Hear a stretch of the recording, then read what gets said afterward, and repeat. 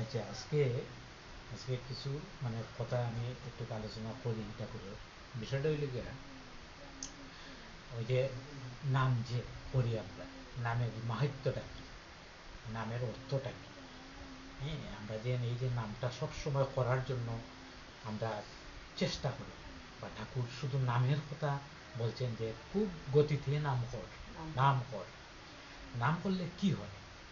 নাম করলে আমাদের যত অপশক্তি আছে, অপকর্ম আছে, এগুলা আর শরীরের ভিতরে আর টিকতে পারে না। নামের পাওয়ারে, নামের পাওয়ারে এই ধরনের সুচিন্তা তখন আইয়া ভিতরে প্রবেশ করে, আর দুশ্চিন্তা এবং দুষ্কর্ম এগুলা বাহির হয়ে যায় নামের পাওয়ারে। নাম এতটুকু শক্তিশালী। এই পাওয়ার খুব শক্তিশালী। কারণ ঠাকুর যে নাম নিয়ে আইছেন, এই নাম রীতিমতো একজন মানুষ যখন করবে, তার অটোমেটিকলি তার ভিতর থেকে একটা শরীরে ঘাম ছুটে যায়। হ্যাঁ, নামের এত পাওয়ার যদি ঠিক ঠিকভাবে করতে পারে। হ্যাঁ, কারণ যুগ উপযোগী নাম, এই নামটা হচ্ছে যুগ উপযোগী। আমাদের এই সমাজের জন্য একজন যুগ উপযোগী অবতার পুরুষ এসে এই নামটা দিছেন। এই নাম হললে পরে এমন কোনো শক্তি নাই, এই শক্তি এই নামরে মানে তোমারে কোনো ধরনের ধ্বংস করতে, হ্যাঁ, ধ্বংস করতে পারতো না। এই নাম অতটুকু পাওয়া। এখন আও যে এই নামটা করিয়া যখন তুমি তুমি তো রান্না বান্না করো অনেক সময়, ঠিক আছে, পরিবারের যে কোনো মহিলা হই, এই নামটা করিয়া যদি সে পাটটা বয় ফাঁক করে, নাম করিয়া করিয়া, নাম করিয়া করিয়া যদি তরকারিটাও ফাঁক করে, এই নামের মাধ্যমে যে ফাঁকটা হবে, এই ফাঁকটা যে বা যারাই খাক, হ্যাঁ, খাইলে পরে রোগ সুখ, হ্যাঁ, বা দুঃখ দুর্দশা অনেক জিনিস এটা, হ্যাঁ, এটা চলে যায়। দুঃখ দুর্দশাটা বা রোগ সুখটা এগুলা আউট হয়ে যায়, আউট হয়ে যায়। কারণ কারণ কি দা, কারণের লেগে নামটা এই ভাতের মধ্যে পড়ছে, বুঝছো নি?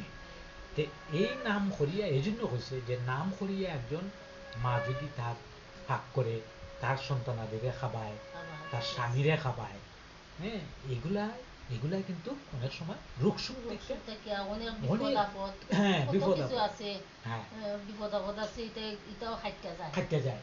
হ্যাঁ, অনেক অনেক গ্রহ দোষ, রোগ সুখ, হ্যাঁ, বিপদ আপদ, প্রত্যেকটা জিনিস খাটিয়া যায়। তবে নামময়ী হইয়া তুমি ফাঁক করতে হইব।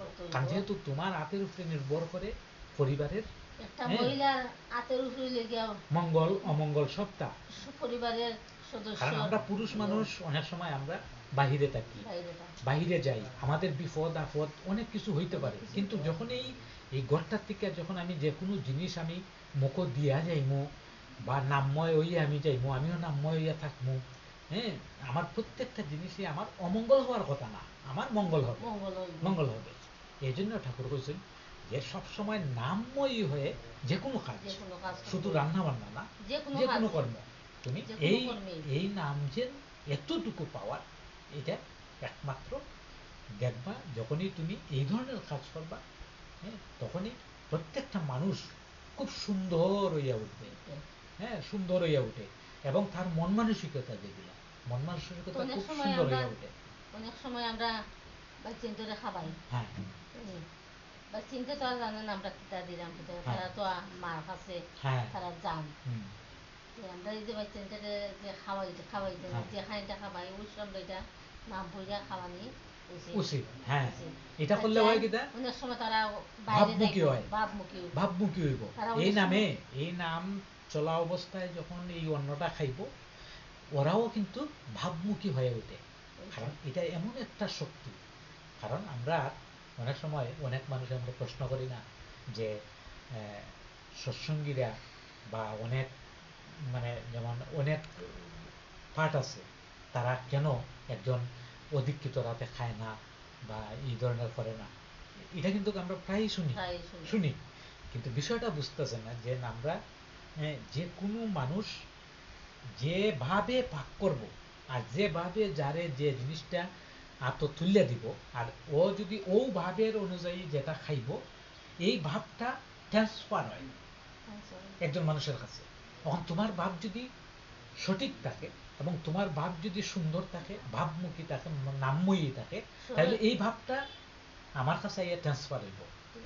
হ্যাঁ, এই জন্য আমরা যে কইছে হ্যাঁ যে কোনো অধিক্ষিত হাতে আমরা এক গ্লাস জল খাওয়া উচিত। হ্যাঁ, জল পান করলে কি হয়? একটা অধিক্ষিত মানুষ, হ্যাঁ, তার ভিতরে কি আছে এটা সেই জানে।